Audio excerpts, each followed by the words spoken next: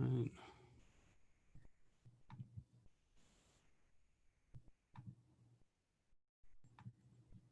This up.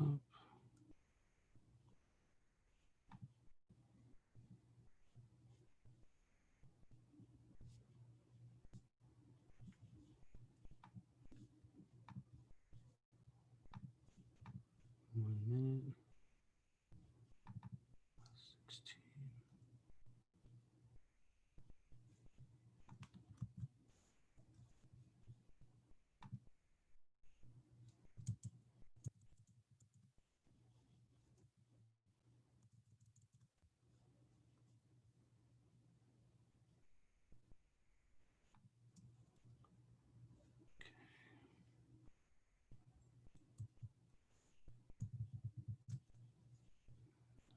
Right.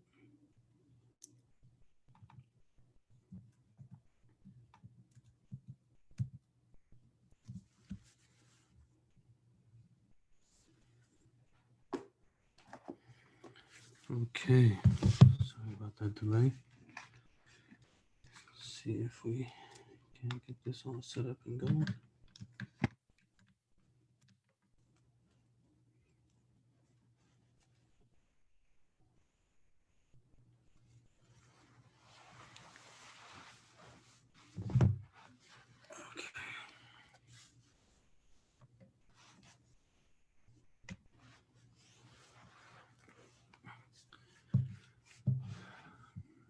All right.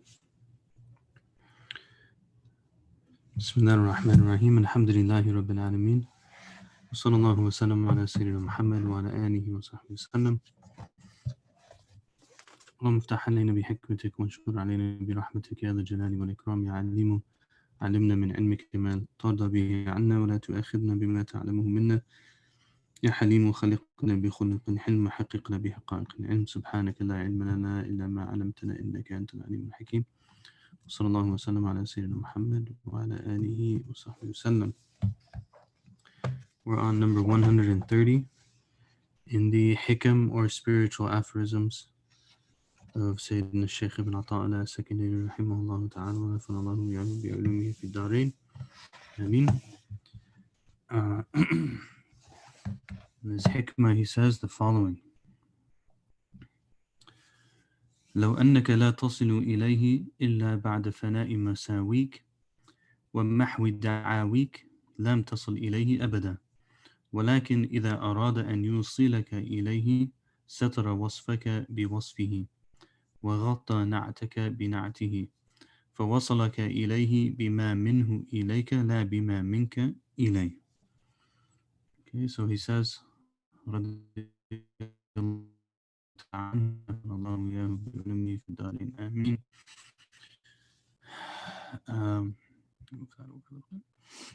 if you were to be united with him only after the extinction of your vices and the effacement of your pretensions, you would never be united with him. Instead, when he wants to unite you to himself, he covers your attribute with his attribute and hides your quality with his quality.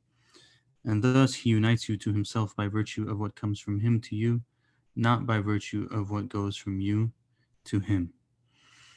So throughout the hikam, one of the things that we've seen is, as we said in the beginning, that really the practice of spirituality, Islamic spirituality, or however you want to term it, tazkiyah, tasawwuf, whatever, the practice of it is the, in some senses, practical side and practical consequence of the belief in God. So I believe in God. I believe that God is one. I believe that God is powerful. I believe. And to put that into practice and let that become part of the flesh and blood of who I am, then that's really the effort of spirituality, is to actualize the Tawheed. And so over and over again in the Hikam, we have this theme of recognizing that what's more important than what I put forward for Allah, what's more important than that is what He's giving me. And what's more important than focusing on myself is focusing on him. And so what he's getting at here is that, yeah, we put the effort in to work towards rectifying our shortcomings.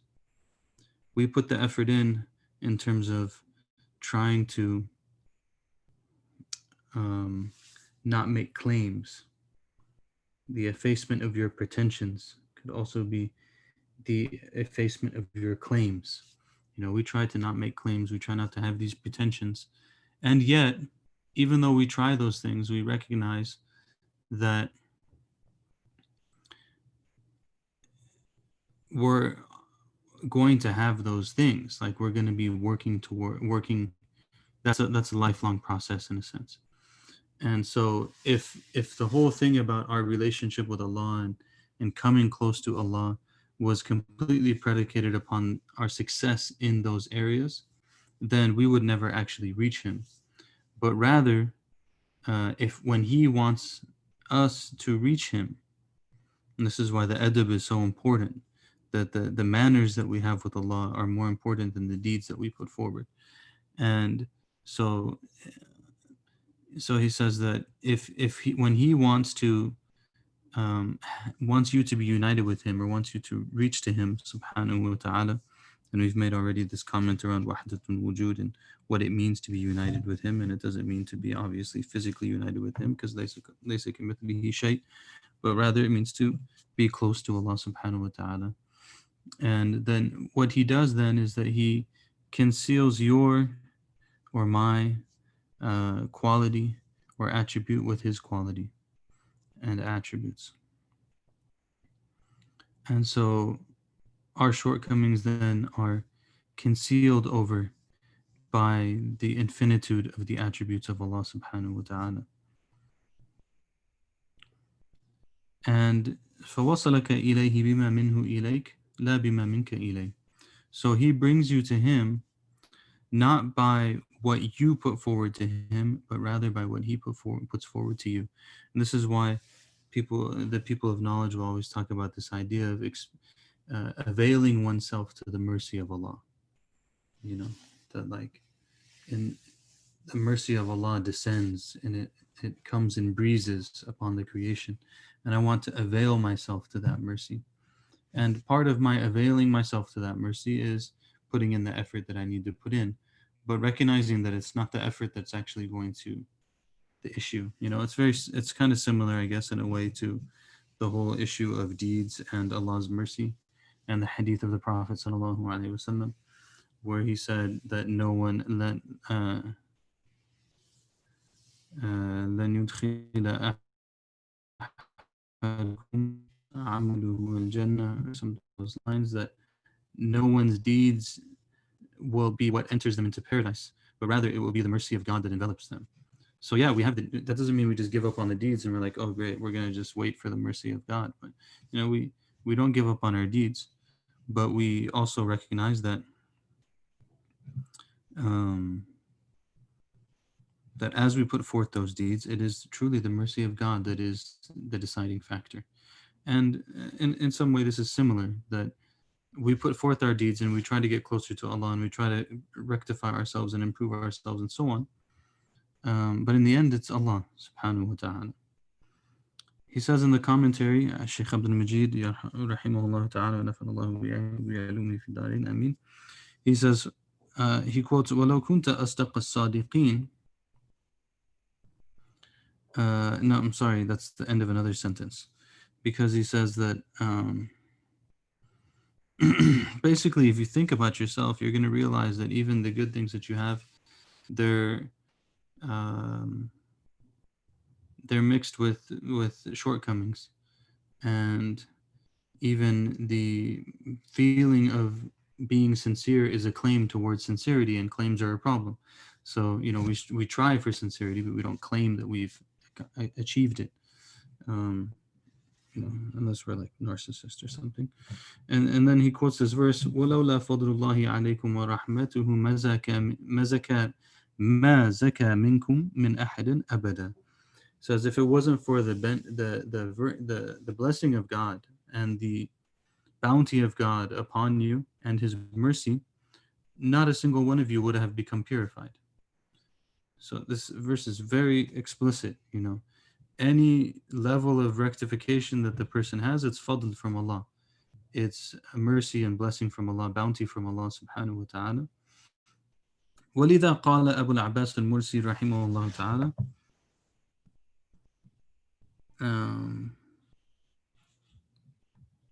ولذا قال أبو العباس المرسي رحمه الله تعالى لن يصل الولي إلى الله تعالى حتى تنقطع عنه شهوة الوصول إلى الله تعالى يعني انقطاع أدب لانقطاع ملل. So he says Abu al-Abbas al-Mursi rahimahullah, who again is the Shaykh of Ibn Ataillah. So this is his Shaykh, he's quoting his Shaykh. He says his Shaykh in Tarbiyah. You know, generally speaking, they'll distinguish between the Shaykh of Ta'aleem and the Shaykh of Tarbiyah. They're not always the same person, and they're not always that one necessarily is the other one. Shaykh of Ta'aleem is the Shaykh of instruction, and the Shaykh of Tarbiyah is the Shaykh that helps the person to rectify themselves internally. Generally speaking, a Shaykh of Tarbiyah will also be a Shaykh of Ta'aleem, but a Shaykh of Ta'aleem is not necessarily a Shaykh of Tarbiyah. Actually, oftentimes they're not. It's more of a specialized category. So Abu al-Abbas al-Mursi rahimahullah is the Shaykh of Tarbiyah of Ibn Ataillah secondary rahimahullah. So he said, the wali, the saint or the righteous person, does not reach to God until their desire to reach to God is abandoned. We'll use abandoned. And meaning by that, the abandonment in terms of adab, not the abandonment in terms of boredom. So what this means is the person does not truly reach God until they are no longer seeking to reach God. And not because they got bored of trying, but because they realize that in order to reach God, our intention with God has to not be about that. It has to just be that He's God. And when that's the case, then the person can actually attain this level of saintlyhood or sainthood or whatever. Wilaya. He or she can become a wali.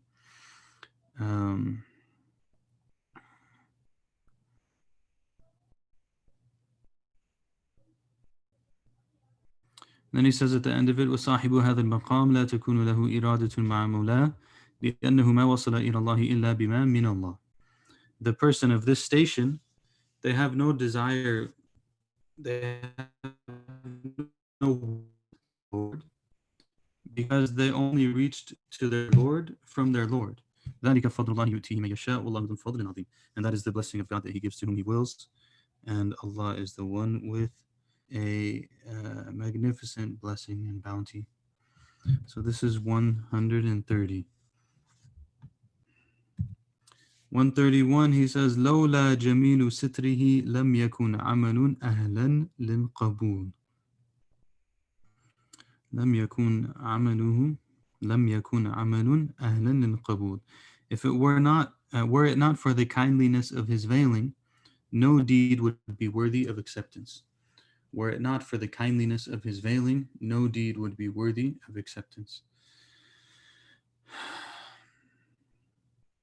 So his satr or his sitr, in mine it has sitr, in that one has satr. I know there's two different ways in the Arabic language to say that. I'm not sure. There's probably some small yet meaningful difference between the two, but I don't know what it is.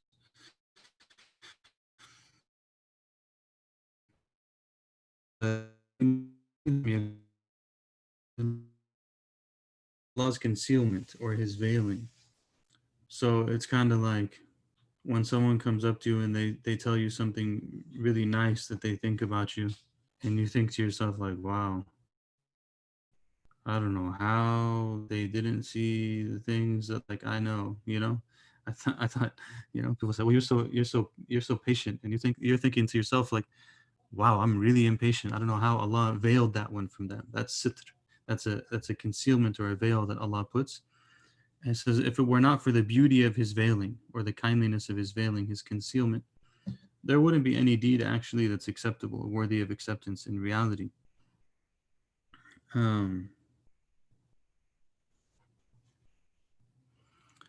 have in my notes here on the side, it says real talk. So I'm interested now to see, even though I read this, I think this morning, I still don't remember what it was exactly.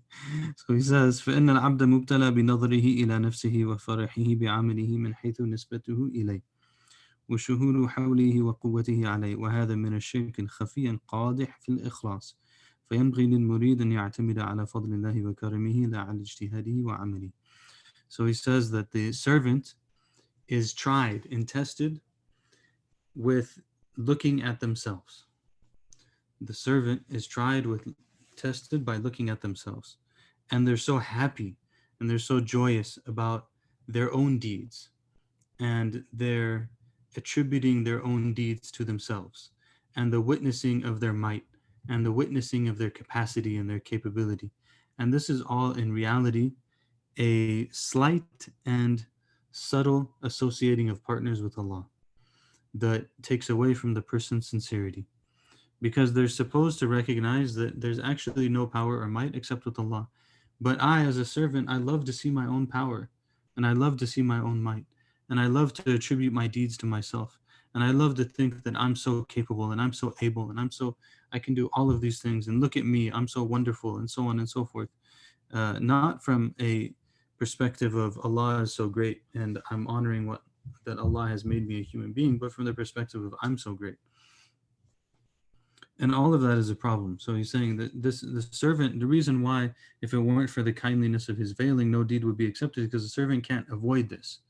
We're just always looking at ourselves. And then we wonder, like, where all of the anxiety comes from.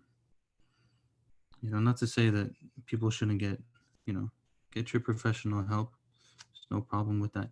But there's things that induce anxiety. There's things that induce a kind of hopelessness, and so to recognize that we're tried with this. We're tried with always seeing ourselves.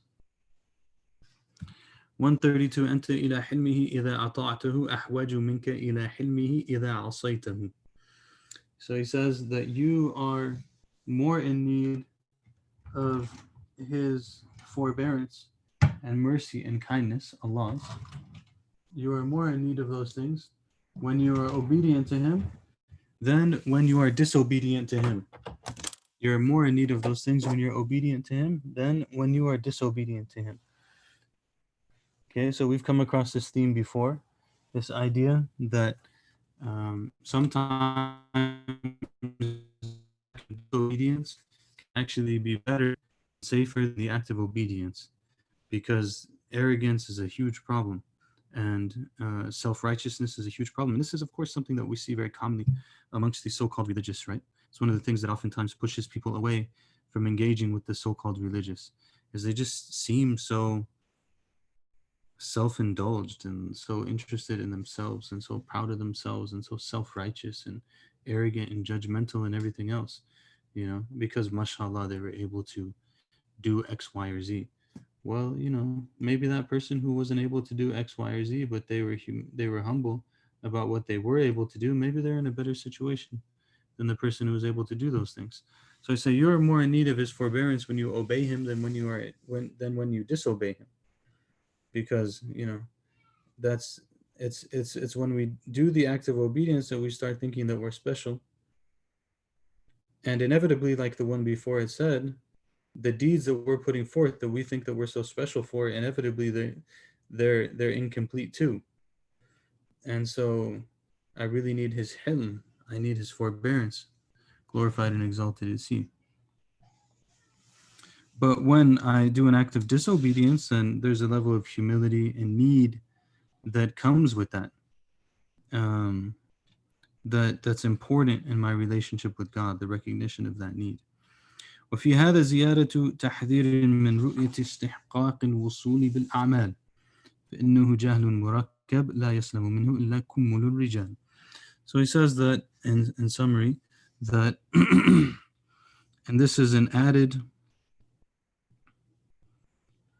this is an added warning about the problem of feeling entitled to reach God through one's deeds. There's an entitlement in that. Entitlement is a really important concept. It's a really important concept in our regular, practical, everyday life. And it's a really important concept in our spiritual life. Is that I'm not really entitled to things. Yes, there are ways that things should go. I can address systemic issues. I can focus on problems that need resolution and so on and so forth. But in many things in life, I'm not really. There's just an entitlement to it, and especially somehow, and I don't know. I feel like it's actually worse, but you never know how your memory works. Entitlement's a really big thing with young people. Like you'll see them, and part of it I think is our fault because um, we do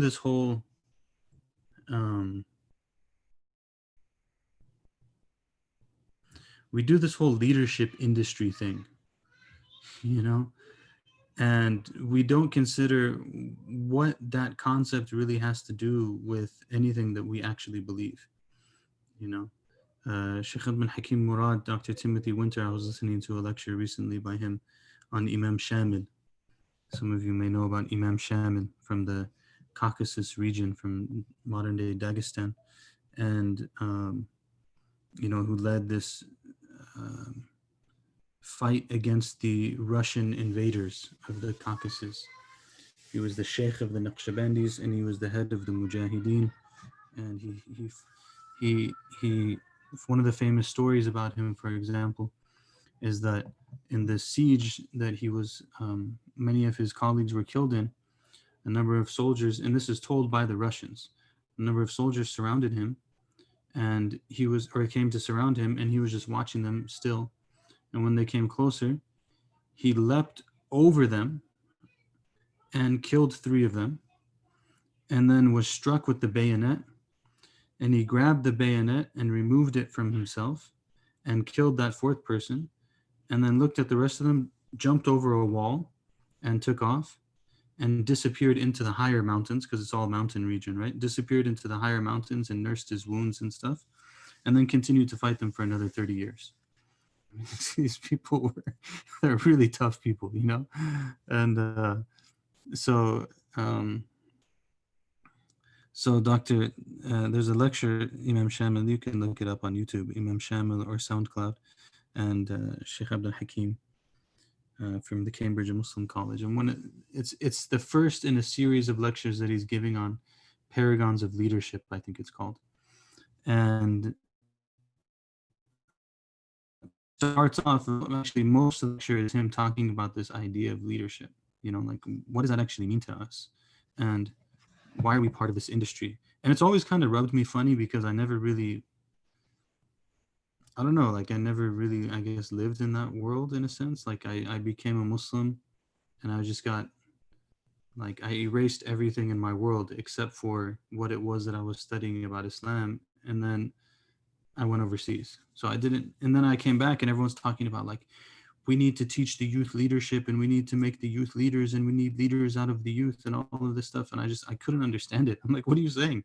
They don't need to be leaders. They're youth. They need to go put flyers up and they need to sweep the floor and they need to put away chairs and tables and they need to be patient and they need people to tell them tell them about their experiences and listen to them and spend time with them. And they need to talk to their elders and stuff like that. It's totally foreign kind of like thing to me. But, the more you deal in the Muslim community, the more you realize that that's like a really common thread. You need to make leaders out of them. So it's why it's not surprising then when you see these huge levels of entitlement, because people have been told that they're leaders and really actually they haven't done anything. Um, a similar thing happens sometimes with religious leadership. People will go and study and they think that they have actually no real experience other than reading some books, and now they're going to come back and lead a community, and you haven't like you don't have any entitlement to that. You haven't proven yourself. You haven't put in the work, Um, and those are all issues, but sometimes this is the tarbiyah that we're giving people oftentimes, is the tarbiyah of creating these problems in them. So, you know, entitlement is an issue. Okay, so I'll stop my rant right now. But he says that this is a warning of our entitlement in the world is one issue, but even worse is our entitlement with Allah. And we do hear that a lot, right? Like, I did what I was supposed to do, and I kept asking Allah, and Allah never gave it to me. This betrays a profound misunderstanding of who God is. God is not Santa Claus. You don't get on the good list, and you get whatever you want, and you wake up in the morning and like get your present and it's wrapped under the tree. We've talked about this before. It's crazy when you think about it. Like, God is not some divine Santa Claus. We have to be careful what we tell ourselves.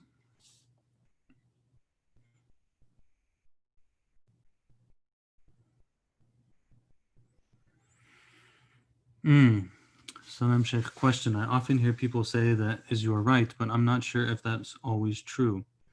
And so I struggle with understanding the difference between your own rights within interpersonal relationships or various relationships and entitlements. It's a good question. Or it's not really, the question's not really stated, but it's inshallah implied.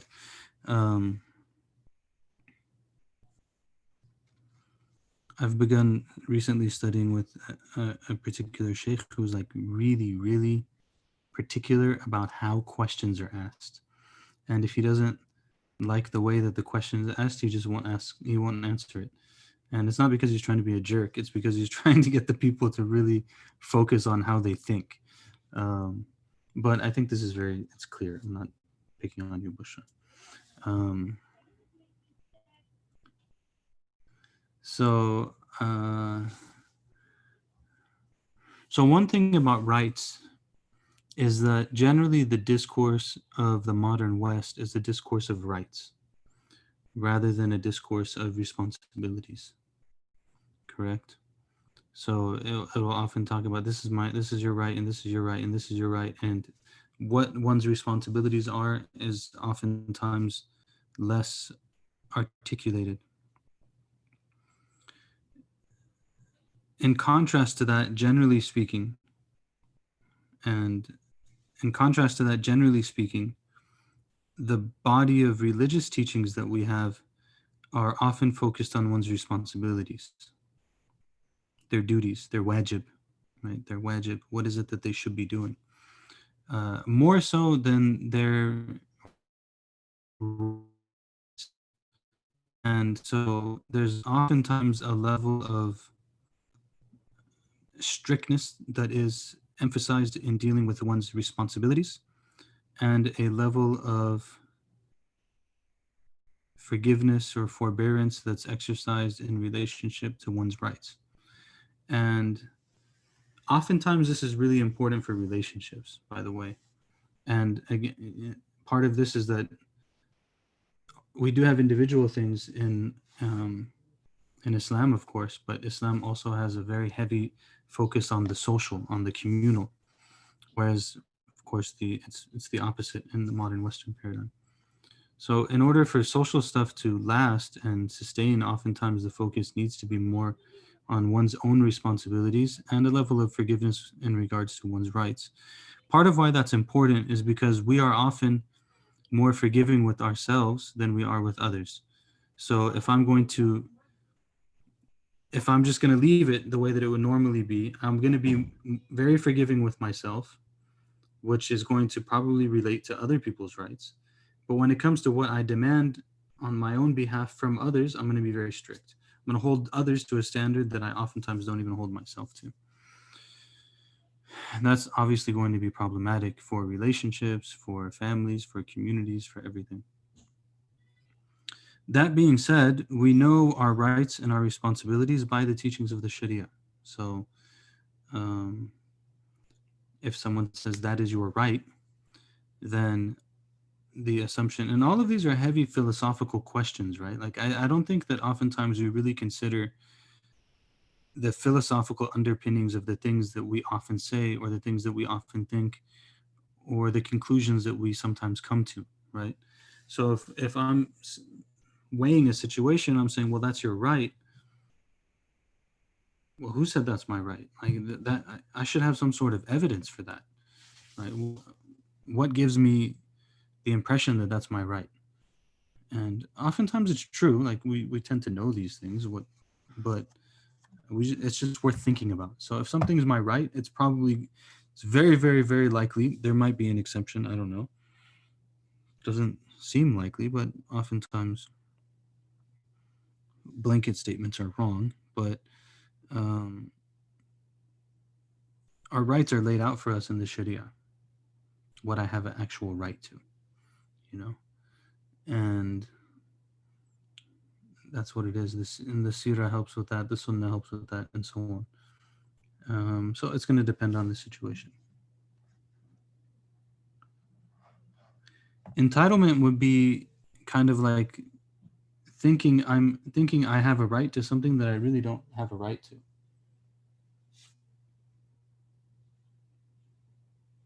You know, thinking that I have a right to something that I don't really have a right to. I have a sense of entitlement to it.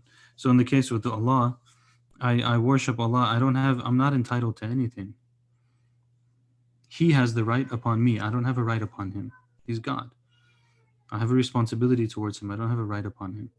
Anything that he gives me is from his generosity and his mercy and his fadl, his bounty. I hope that's clear at some level. If it's not, feel free to ask a follow-up question.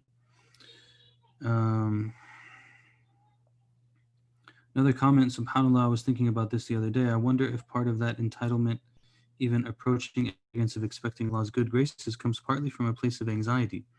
That if I do these things, Allah will not leave me, He will favor me in whatever trial, etc.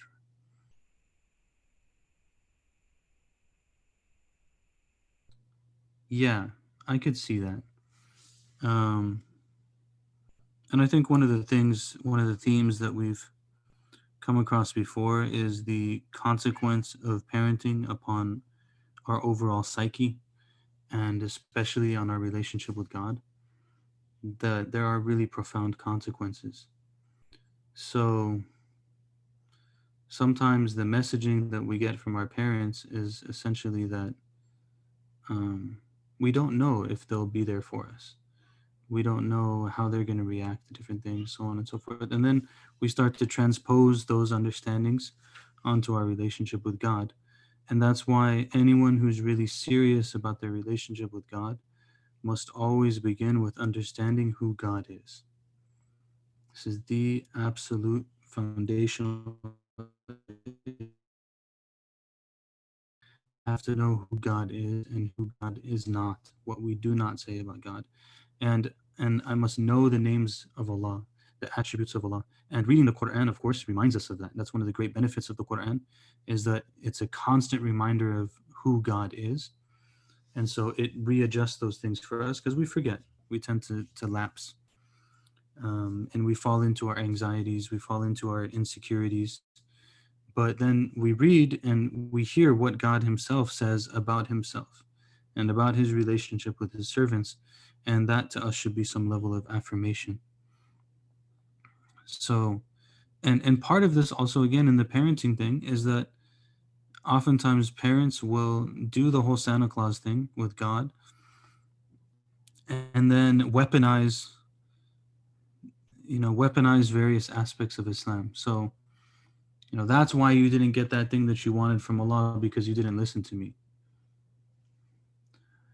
I mean, think about how wrong that is. If you just stop for a few seconds and think about like how wrong that is. I think it was last week that we talked about this idea of ta'alluh, the playing God, like pretending that we're God. That's why you didn't get this thing, because you didn't listen to me. I told you to do it this way, and Allah knew that you didn't do it that way, and He didn't do it. So, who are you to say that? And then that starts to affect how we look at God, right? So then we're always in this anxiety about, well, is He mad at me? Is he punishing me? Is he not giving me what I asked for because he's punishing me, because he hates me, because he dislikes me, because of this? And it's like, no, no, no, just slow down. Just slow down. Like, you're a believer. You worship God. You pray. You give your charity. You make mistakes and you turn back to him. He loves you. It's okay. He's not going to abandon you. ما ودعك ربك وما قلى. He didn't abandon you and he's not angry with you. It, it's not like everything else. You know, it's not like all of these relationships with unstable people. Allah is the stable. He's permanent. So, uh, you know, all of these are things we have to continuously go through some level of internal rectification. How do you see entitlement fostered in childhood, specifically in Islamic schools, if you have examples?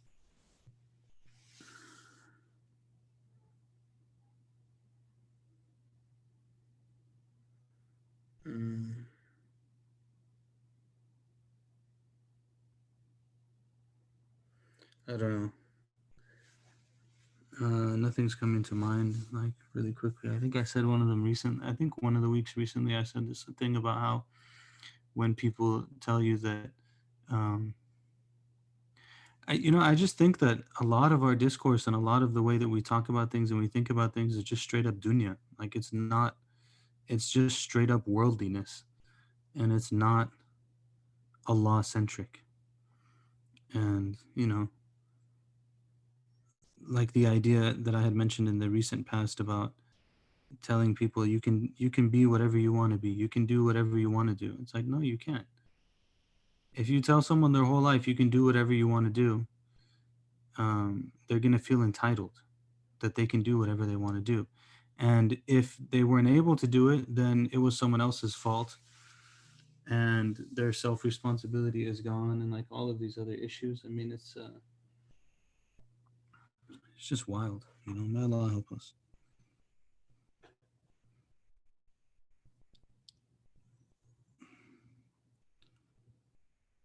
Like, sometimes we tell kids, like, just practice hard, work hard. You can play in the NBA. It's like, okay, I mean, look, I grew up playing basketball in the greater Los Angeles area, and literally some of the best traveling teams in the entire country we played with in middle school. And I knew by the age of like 10 or 11 that I was not going to the NBA, even though I was the best basketball player in school all the time. So it wasn't, and I knew I'm not going to the NBA because, like, we're playing against seventh graders that are dunking on us. Like, I think things are pretty clear at this point. So, just sometimes we exaggerate things. I think the truth is really important. And maybe I'm a little bit harsh on that sometimes, but I think the truth is important. Um,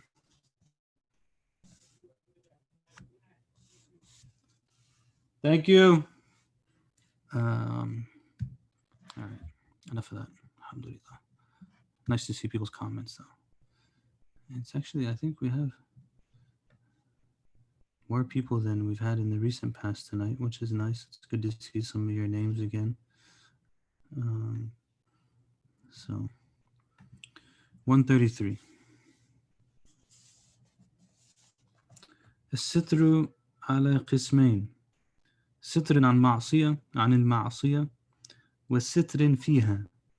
فالعامة يطلبون من الله تعالى الستر فيها خشية سقوط مرتبتهم عند الخلق، والخاصة يطلبون من الله الستر عنها خشية سقوطهم من نظر الملك الحق. This is really beautiful.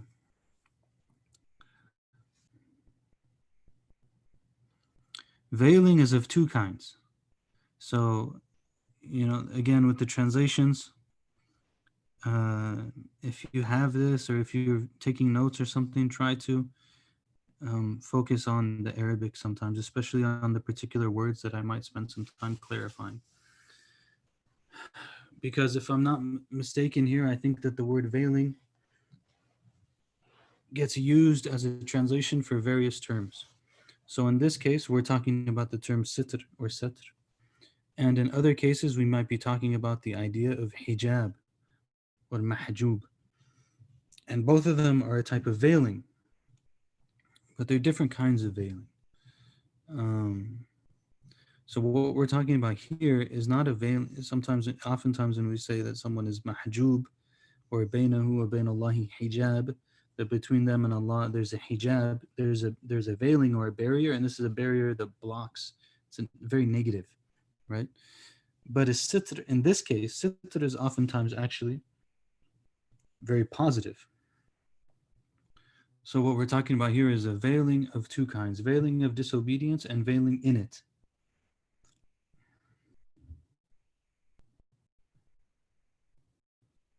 So let me explain it first. So what is the concept? The concept is, what kind of veiling can happen? What kind of sitr can happen? A sitr can happen wherein, I won't say I, because Allah yastur alayna, Allah give us sitr. Individual X commits a particular sin, and Allah keeps that hidden and does not expose it to the people. So this is a sitr. He's a mastur, or she's mastura, that that's been hidden from the people. That's a veiling. The other type of veiling is the veiling that comes between the person and the sin before they actually do the sin, not after they do it. So, for example, I heard about one sheikh one time that he was talking about this idea of the relationship between, this is a very sensitive topic, so I'm going to try to, let's just see. The relationship between the sheikh and his, in this case, his female students.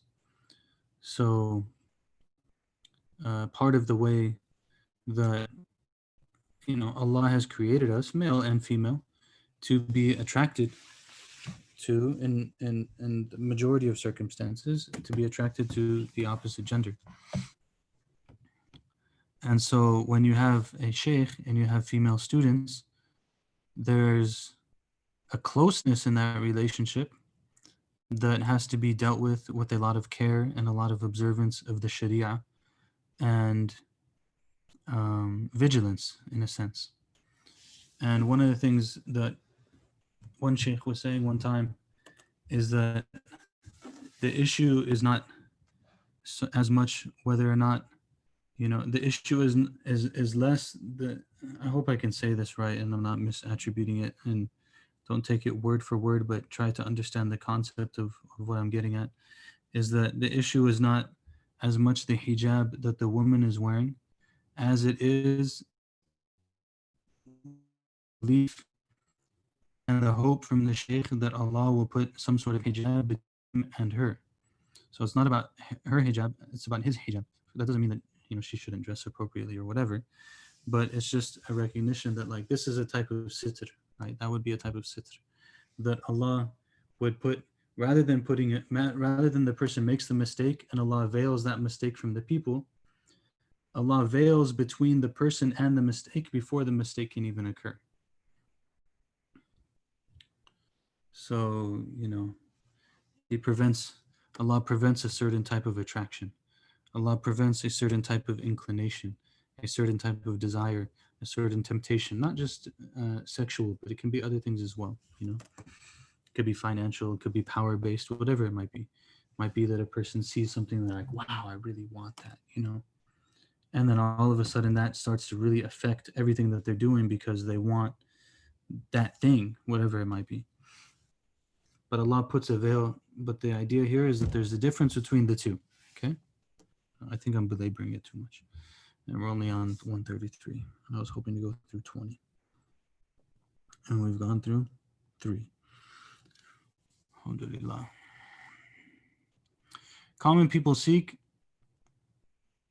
veiling in disobedience out of the fear of falling in rank among mankind. And the elect seek veiling of disobedience out of the fear of falling from the sight of God, the true King. So, the generality of people, they worry about the sitr that happens afterwards, because if it did not occur, then they would fall in the eyes of the people. But the people who are elect, they're closer in their relationship with Allah. They're worried about the sitr that happens before the mistake, because that will protect them in the eyes of Allah. So again, their tawheed is in a different place. وأما الخاصة فهم يطلبون من الله الستر عنها بأن يجعل بينهم وبينها حاجبا حتى لا تخطر بقلوبهم خشية سقوطهم من نظر الملك الحق. So this is that they seek that veil, a barrier between them and the sin. And إلى هذا المعنى أشار أبو الحسن الشاذلي رضي الله تعالى عنه. So Abu al-Hasan al-Shadhili is the Shaykh of Abu al-Abbas al-Mursi. So he said that Ibn Ataillah is the student of Abu al-Abbas al-Mursi, and Abu al-Abbas al-Mursi is the student of Abu al-Hasan al-Shadhili. وإذا هذا المعنى أشار أبو الحسن الشاذلي في دعائه بقوله اللهم إنا نسألك التوبة ودوامها ونعوذ بك من المعصية وأسبابها وذكرنا بالخوف منك قبل هجوم خطراتها واحملنا على النجاة منها ومن التفكر في طرائقها. So he says in one of the du'as of Abu al-Hasan al-Shadhili radiallahu ta'ala anhu wa ardah, he said, "O Allah, we ask you tawbah and its continuing, its continuousness, its continuity. We ask you that we turn towards you and that we turn towards you constantly. And we seek refuge in you from sin and the things that lead to it. From sin and the things that lead to it. Remind us with fear of you before our thoughts overcome us and take us towards those sins. And carry us to deliverance from our thoughts and our sins and so on, by reflecting from the sins, and carry us towards deliverance from the sins through reflection upon those things that lead to them." So what is he saying? Not only the thing itself, but that which leads to it. So it's focusing on actually what comes the step before. Okay. 134. من أكرمك إنما أكرم فيك جميل ستره فالحمد لمن سترك ليس الحمد لمن أكرمك وشكرك. So I'll probably go quickly on this one, even though, of course, in all of them there's a lot that can be said. Whoever honors you honors only the beauty of his veil in you. Therefore, praises to the one who veiled you, not to the one who honored and thanked you. So if a person is honoring you, then they're honoring you because of the veil that Allah put between them and the things that are not praiseworthy about you. So the one who we should be thankful to is the one who veiled those things, not the one who actually honored us and thanked us. وَمَا بِكُم مِّن نِعْمَةٍ فَمِنَ اللَّهِ. Allah says in the Quran, and whatever blessing that you have, it's from Allah. Surah An-Nahl, verse 53. Number 135. مَا صَاحِبَكَ إِلَّا مَنْ صَاحِبَكَ وَهُوَ بِعَيْبِكَ عَلِيمٌ وَلَيْسَ ذَلِكَ إِلَّا مَوْلَاكَ كَرِيمٌ خَيْرُ مَنْ تَصْحَبُ مَنْ يَطْلُبُكَ لَا لِشَيْءٍ يَعُودُ مِنْكَ إِلَيْهِ. No one is a true sahib of yours. No one is a true companion or friend of yours except the one who, while knowing your defects, is your companion. And that is only your generous master. The best one to have as a friend is he who does not seek you out. The end of my screen is, let me make this smaller. Seek you out of the sake of something coming from you to him. I'll just guess. You guys can see it. I already know. So no one is a true friend of yours. No one's a true sahib of yours, except the one who keeps your company while knowing your defects. It's a really interesting concept, right? It's not necessarily that you need to go and Actually, it's not, I shouldn't say it's not necessarily, it's not the case that you need to go and confess your sins to them or tell them all of your faults and so on and so forth. But truly, like a true, real relationship is a relationship that goes beyond the perfection, right? And that's definitely what happens in a marriage, right? Like when you're married to someone and you stay married to them, you see all kinds of ups and downs. And you still love the person and you still keep the company of the person in spite of their ups and downs. Not extreme cases, okay? Regular everyday cases. And that's true suhbah. That's a true kind of companionship. But the one who really is with you all the time and never leaves you in spite of all of your defects and knowing all of your defects is Allah. The only one who's truly like that is Allah. Mawlak and Kareem, your generous master. Okay. Then he says, so that's truly your companion.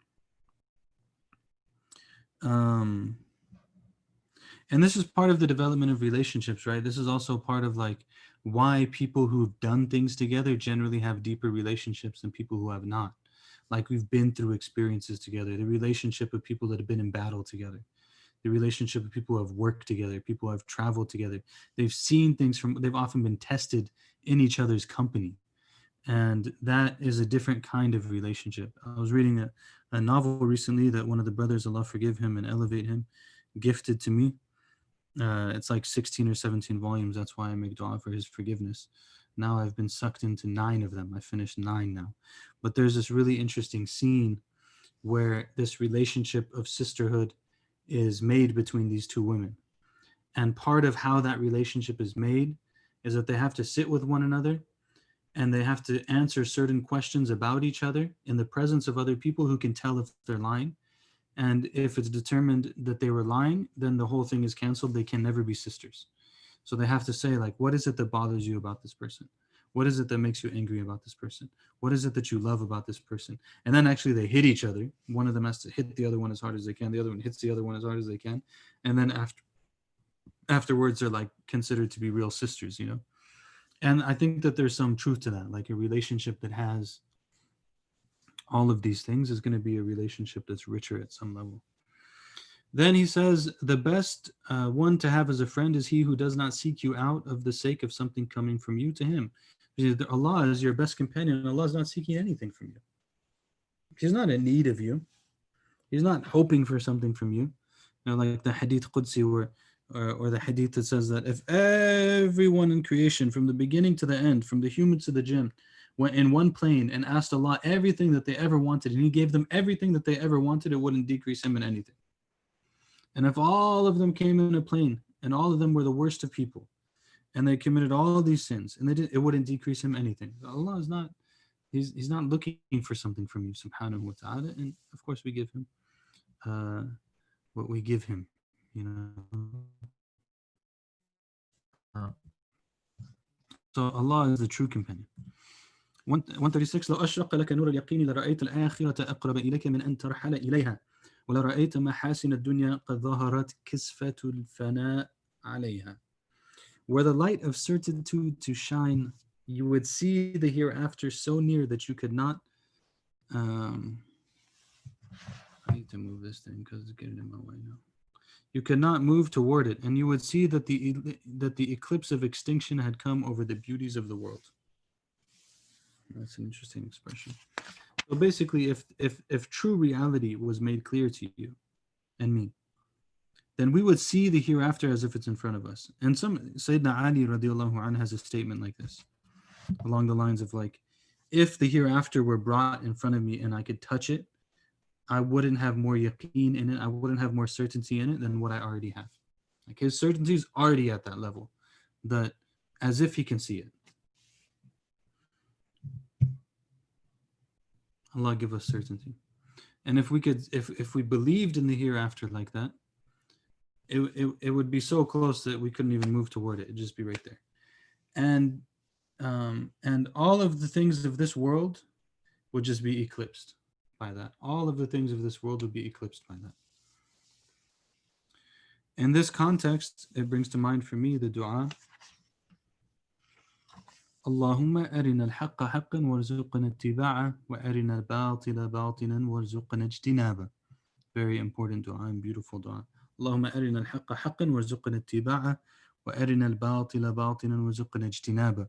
O Allah, show us truth as truth and give us the ability to follow it, and show us falsehood as falsehood and give us the ability to stay away from it. Very, very important dua that the Prophet used to make. 137. ما حجبك عن الله. This is a mistake. You can probably see my cursor. This sukoon right here is a mistake.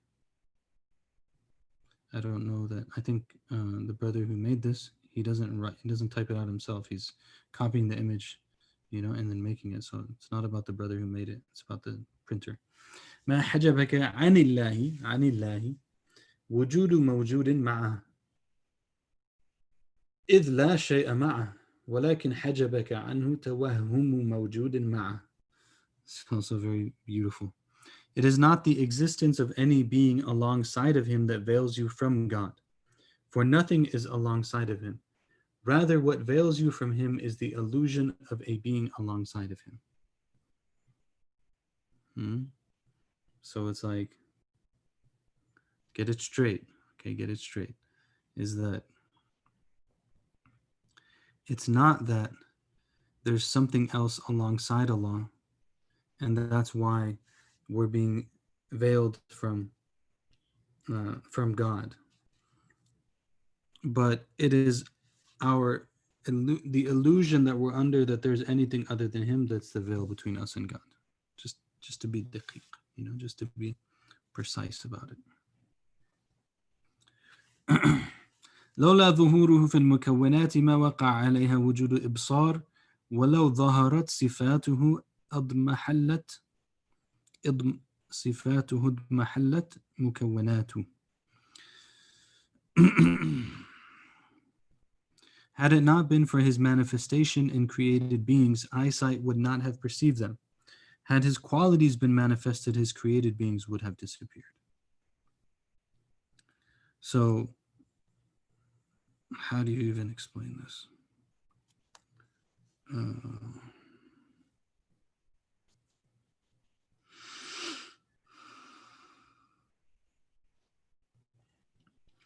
So there's this idea that they talk about of a tajalli.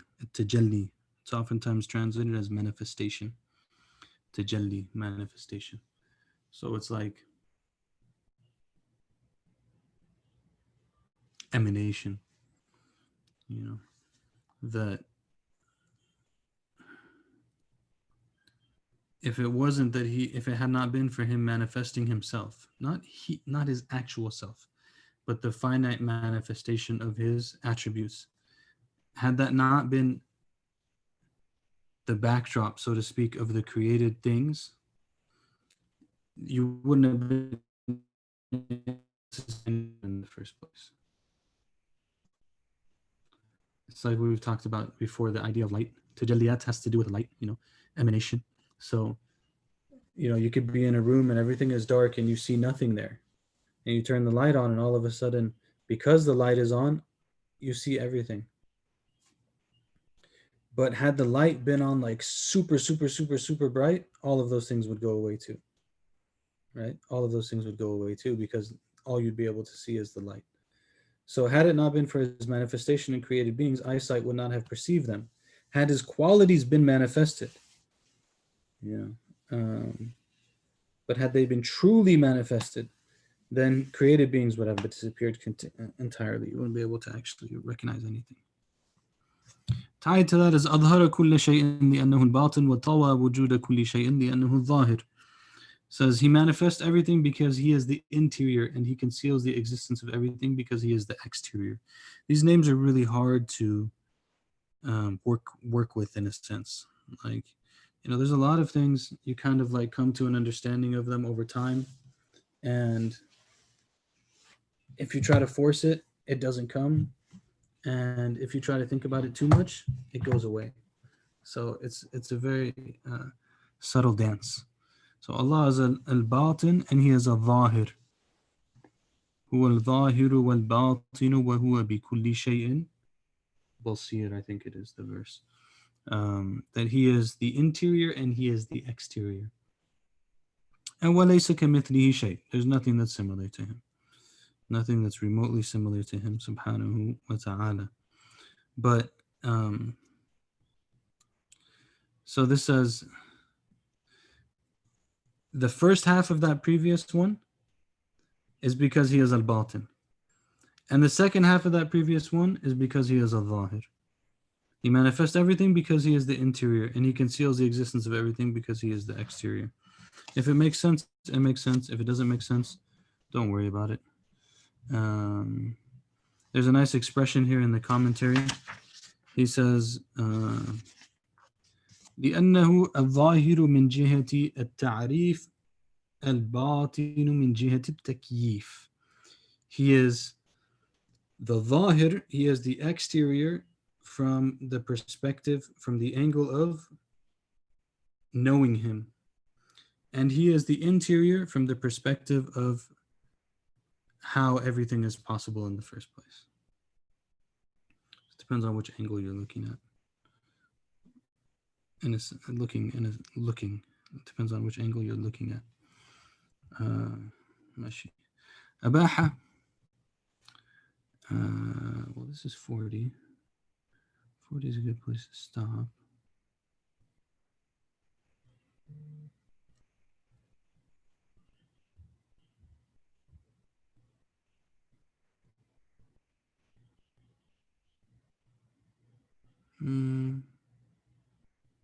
Maybe we'll just stop here because I think the next two are gonna kind of go together.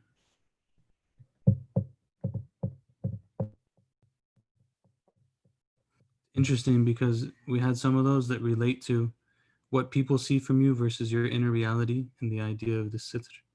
And then you have these ones that relate to the idea of Allah being a zahir and batin. And then right after these, you have a couple more about being praised by people and how to understand that and so on.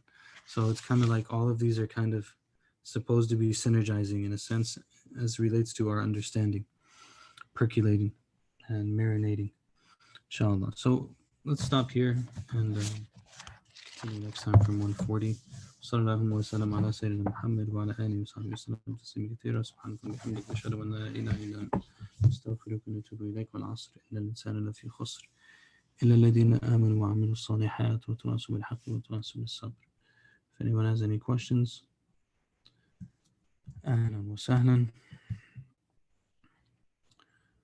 MashaAllah. Assalamu alaikum to the people on YouTube. I'm just going over there now. I see your salams now. Wa alaikum salam.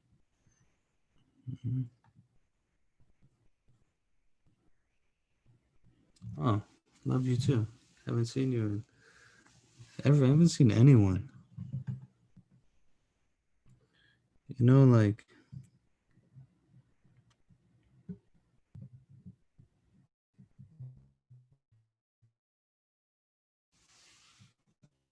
there's things actually that we're not supposed to get used to. Like, we're supposed to, it's good to be able to be by oneself and to be okay with being alone and stuff like that. But we're not really supposed to like get super used to that, because what happens is then you sometimes it becomes harder to engage with people after that, you know. So Allah help us to weather these things properly, to deal with these things properly, and to be attentive to ourselves and balance things out when they become imbalanced, inshallah. Okay. Alaikum salam, Faisal. Khair. Doesn't look like we have any questions. So we will close here. Allah subhanahu wa ta'ala accept from everyone. Barakallahu feekum. Assalamu alaikum wa rahmatullahi wa barakatuh. Take good care. Please pray for each other and pray for us.